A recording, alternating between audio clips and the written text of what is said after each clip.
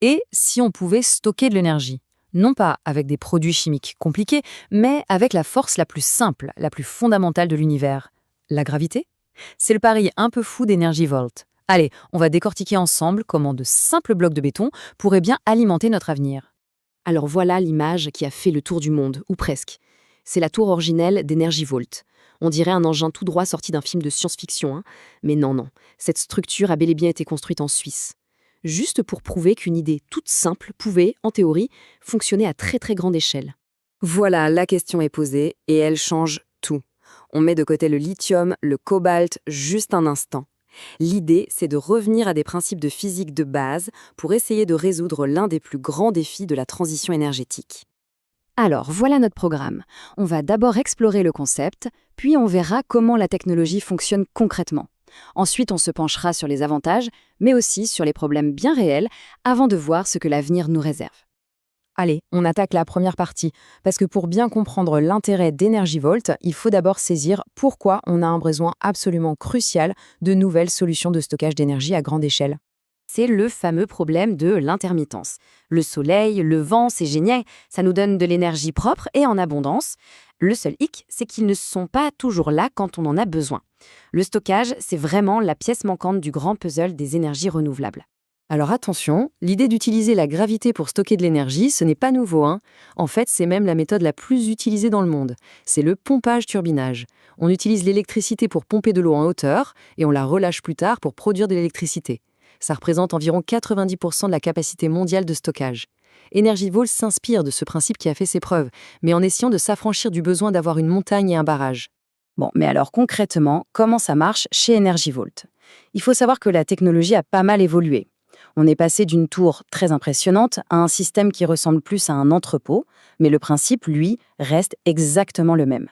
On revient aux bases de la physique qu'on a tous apprises à l'école.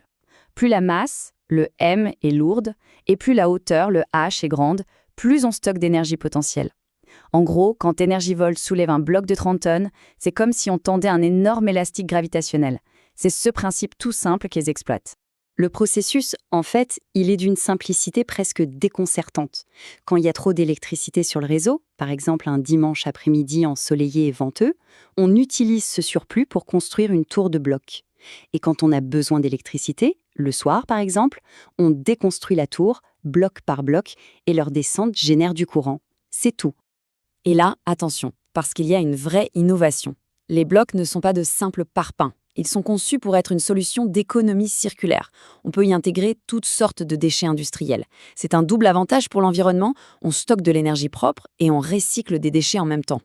Oui, c'est la question qu'on se pose tous, non? À l'heure où on construit des méga-usines de batteries lithium-ion partout, pourquoi s'embêter avec des grues et des blocs de béton? Eh bien, c'est là qu'Energy Vault avance ses arguments les plus percutants. Cette image résume parfaitement les deux philosophies. À gauche, on a le monde de la chimie, des processus complexes, des matériaux rares comme le lithium ou le cobalt, extraits à l'autre bout du monde. Et à droite, on a le monde de la mécanique pure, de l'acier, du béton, des moteurs. C'est un pari sur la simplicité et les matériaux locaux contre la complexité et les chaînes d'approvisionnement mondiales.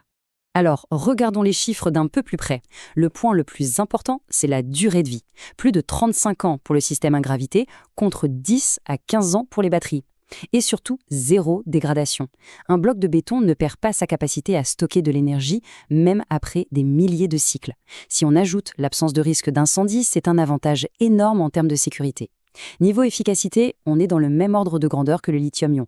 Alors, la question se pose, pourquoi est-ce que cette technologie n'est pas déjà partout? Bon, tout ça c'est bien joli sur le papier, mais dans la vraie vie, qu'est-ce que ça donne? C'est là que l'histoire se complique un peu et qu'on doit faire face à la réalité du terrain. Retenez bien ce chiffre 3,7 gigawattheures. C'est colossal. Ça représente la totalité des projets de stockage par gravité qu'Energy Vault est en train de développer, rien qu'en Chine.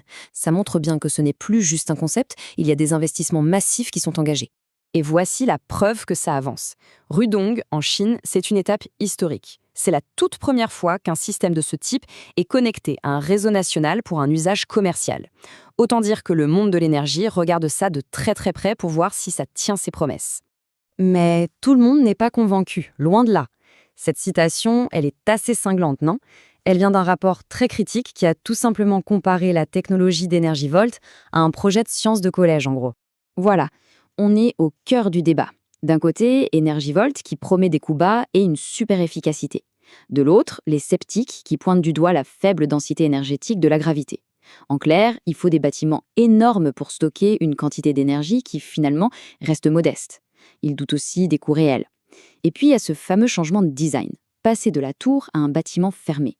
Ce pivot, ça a mis la puce à l'oreille de pas mal d'observateurs, qui se disent que le concept initial avait peut-être des défauts, comme la sensibilité au vent. Alors, que va faire Energyvolt maintenant? Eh bien, l'entreprise ne met pas tous ses œufs dans le même panier et elle cherche à se diversifier. C'est plutôt malin. L'avenir s'annonce multiple. Il y a des projets d'expansion en Afrique, des idées super innovantes comme intégrer le stockage directement dans les gratte-ciels, et chose très intéressante, ils développent aussi leur propre système de batterie lithium-ion et des logiciels de gestion. En fait, ils se positionnent de plus en plus comme une entreprise de solutions de stockage complète, et pas seulement comme les gens qui empilent des blocs de béton. Et la reconnaissance du magazine Time, ça montre que l'idée, en tout cas, continue de fasciner. C'est la grande question finale. La technologie d'Energyvolt est-elle un coup de génie, une solution de niche un peu trop compliquée pour être vraiment compétitive, ou est-ce qu'elle représente une véritable avancée pour un stockage d'énergie qui soit durable et sûr? Pour l'instant, seul l'avenir et surtout les résultats de projets comme celui de Rudong pourront nous le dire.